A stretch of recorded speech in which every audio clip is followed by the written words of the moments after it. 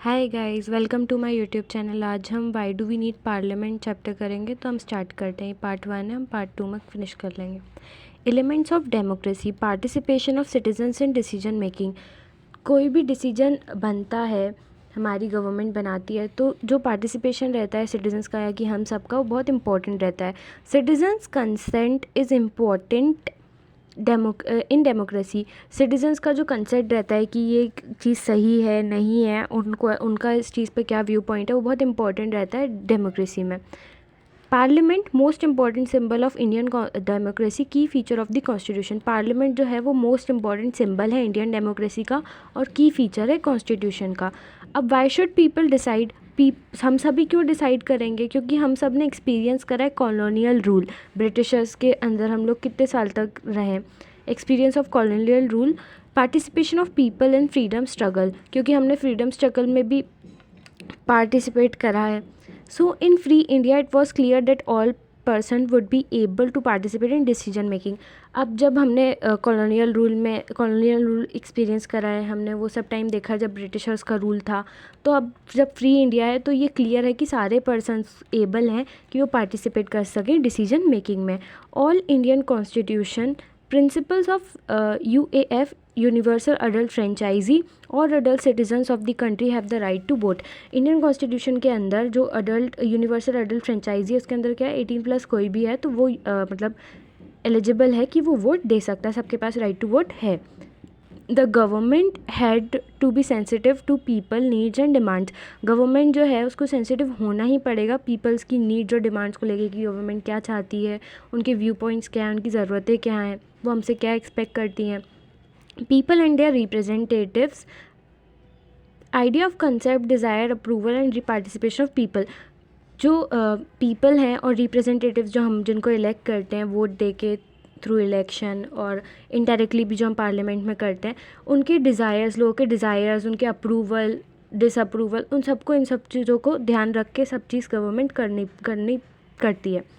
Participation लोगों का बहुत इंपॉर्टेंट होता है। Individual and citizen is the most important person. Individual और सिटीजन्स बहुत बहुत ज़्यादा इंपॉर्टेंस रखते हैं पार्लियामेंट और गवर्नमेंट के अंदर।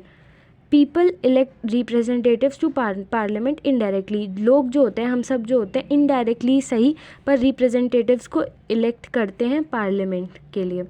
One group form government and control and guide. एक ग्रुप जो रहता है वो गवर्नमेंट फॉर्म करता है, फिर उसी कंट्रोल करता है और आगे गाइड भी करता है। फिर हम पढ़ते हैं पार्लियामेंट ऑफ इंडिया के बारे में। It is expression of people's faith in principles of democracy. ये एक एक्सप्रेशन है पीपल्स की फेथ का, प्रिंसिपल्स का of democracy. By people, participation bye consent in the decision making process and the government. People, हम सबके पार्टिसिपेशन और consent के द्वारा जो डिसीजन मेकिंग की प्रोसेस होती है और गवर्नमेंट की, वो आगे चलती जाती है। The role of parliament, the parliament of India यानी कि संसद, supreme law and making instruction. Supreme law बनते हैं, फिर वो इंस्ट्रक्शंस देते हैं। फिर हम पढ़ते हैं राज्यसभा के बारे में। राज्यसभा क्या होता है? अपर हाउस होता है पार्लियामेंट का, और लोकसभा क्या होता है? लोअर हाउस होता है। Usually Lok Sabha is elected once every 5 years. जो लोकसभा रहती है मतलब इलेक्ट होती है वंस 5 ईयर, हर 5 सालों में।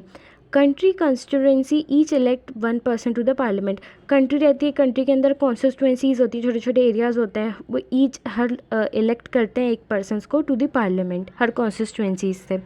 Candidates contestant the election usually belong to different political party. जो कंटेस्ट करते हैं इलेक्शन, अलग अलग लोग, वो अलग अलग पार्टी से ही बिलोंग करते हैं यूजुअली।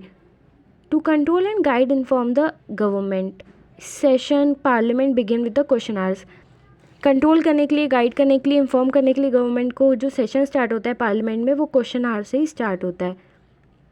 क्वेश्चन आवर क्या होता है? Important mechanism through which MPs can collect information about the working of government and question hour by MPs। जो क्वेश्चन आवर रहता है वो शुरू होता है, जिसमें जो एक इम्पॉर्टेंट मैकेनिज़्म है जिसके थ्रू जो MPs हैं वो कलेक्ट करते हैं इन्फॉर्मेशन की गवर्नमेंट कैसे वर्क कर रही है, और ये किससे स्टार्ट होता है? Question hour asked by MPs।